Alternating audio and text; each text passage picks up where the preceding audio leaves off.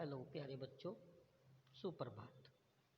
तो आज मैं कक्षा 8 को हिंदी व्याकरण में पाठ 6 का अभ्यास कार्य कराऊंगा। ये पढ़ा दिया गया और इसका अभ्यास कार्य भी हम करते हैं। तो सबसे पहला है सही विकल्प छांटिए।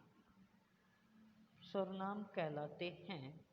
4 ऑप्शन दिए गए हैं, तो ऑप्शन 1 सही है, इनमें से 3 गलत हैं, तो सही हमें ऑप्शन छांटना है। तो सर्वनाम कहलाते हैं क किसी प्राणी, वस्तु अथवा स्थान के नाम को, ख वाक्य में प्रयुक्त शब्दों को, या ग संज्ञा के स्थान पर प्रयोग किए जाने वाले शब्दों को, या ग उपयुक्त सभी को। तो कौन सा उत्तर सही हुआ? ग वाला।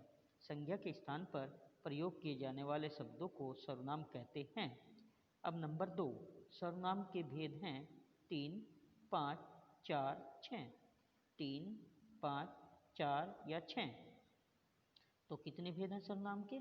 6। कौन सा ऑप्शन सही हुआ? नंबर 4 यानी घ वाला। अब नंबर 3, पुरुषवाचक सर्वनाम कहलाते हैं। पुरुषवाचक सर्वनाम कहलाते हैं वे सर्वनाम शब्द जिनका प्रयोग किसी निकट अथवा दूरस्थ वस्तु की ओर संकेत करने के लिए किया जाता है। नंबर ख वे सर्वनाम शब्द जो वाक्य में किसी दूसरे सर्वनाम से संबंध बताते हैं। ग जो शब्द आदर अथवा सम्मान प्रकट करते हैं।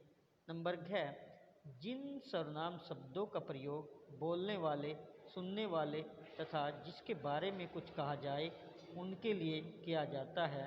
तो ऑप्शन नंबर घ यानी 4 वाला। पुरुषवाचक सर्वनाम जिन सर्वनाम शब्दों का प्रयोग बोलने वाले, सुनने वाले तथा जिसके बारे में कुछ कहा जाए उनके लिए किया जाता है। नंबर 4, निजवाचक सर्वनाम कहलाते हैं। नंबर क जो शब्द किसी व्यक्ति अथवा वस्तु की ओर निश्चयपूर्वक संकेत करते हैं। ख वे सर्वनाम शब्द जिनका प्रयोग बोलने वाला सुनने वाले के लिए करता है।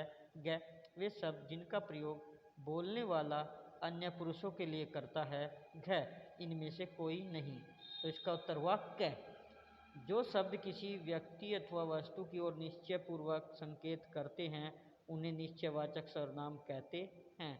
अब नंबर 5, प्रश्नवाचक सर्वनाम कहलाते हैं। वे सर्वनाम शब्द जो वाक्य में किसी दूसरे सर्वनाम से संबंध बताते हैं। ख वे सर्वनाम शब्द जिनका प्रयोग प्रश्न पूछने के लिए किया जाता है।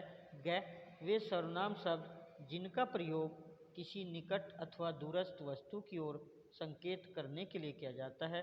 या घ वे सर्वनाम शब्द जो किसी निश्चित व्यक्ति अथवा वस्तु की ओर संकेत नहीं करते। तो इसका उत्तर हुआ नंबर ख। वे सर्वनाम शब्द जिनका प्रयोग प्रश्न पूछने के लिए किया जाता है उन्हें प्रश्नवाचक सर्वनाम कहा जाता है। नंबर 6, यह मेरी पुस्तक है। यह मेरी पुस्तक है। इस वाक्य में कौन सा सर्वनाम है? नंबर क पुरुषवाचक, नंबर ख निश्चयवाचक, नंबर ग मध्यम पुरुषवाचक, नंबर घ अनिश्चयवाचक। तो कौन सा ऑप्शन सही हुआ? ख निश्चयवाचक सर्वनाम। यह मेरी पुस्तक है, तो निश्चयवाचक सर्वनाम। नंबर 7, दरवाजे पर कौन खड़ा है। इस वाक्य में कौन सा सर्वनाम है? कौन खड़ा है। खड़ा है के बाद प्रश्नवाचक चिन्ह भी लगा है, तो समझ गए होंगे बच्चों कौन सा होना चाहिए। नंबर क संबंधवाचक, नंबर ख निजवाचक, नंबर ग प्रश्नवाचक, नंबर घ पुरुषवाचक। तो कौन सा हुआ? ग प्रश्नवाचक। नंबर प्रश्न 8, शायद दूध में कुछ पड़ा है। इस वाक्य में कौन सा सर्वनाम है? क अनिश्चयवाचक, ख निश्चयवाचक, ग अन्य पुरुषवाचक और घ संबंधवाचक। तो शायद दूध में कुछ पड़ा है, तो यह वाक्य अनिश्चयवाचक सर्वनाम। प्रश्न नंबर 9, हमें अपना काम स्वयं करना चाहिए। इस वाक्य में कौन सा सर्वनाम है? हमें अपना काम स्वयं करना चाहिए। इस वाक्य में कौन सा सर्वनाम है? मध्यम पुरुषवाचक या निजवाचक या प्रश्नवाचक या उपरोक्त सभी? तो नहीं, कौन सा वाक्य है? निजवाचक सर्वनाम, यानी हमें अपना काम स्वयं करना चाहिए में निजवाचक सर्वनाम है। नंबर 10, मैं निर्दोष हूँ साहब। मैं निर्दोष हूँ साहब, मैंने कोई अपराध नहीं किया है, इस वाक्य में कौन सा सर्वनाम है? तो ऑप्शन नंबर क उत्तम पुरुषवाचक, ख मध्यम पुरुषवाचक, ग अन्य पुरुषवाचक, घ इनमें से कोई नहीं।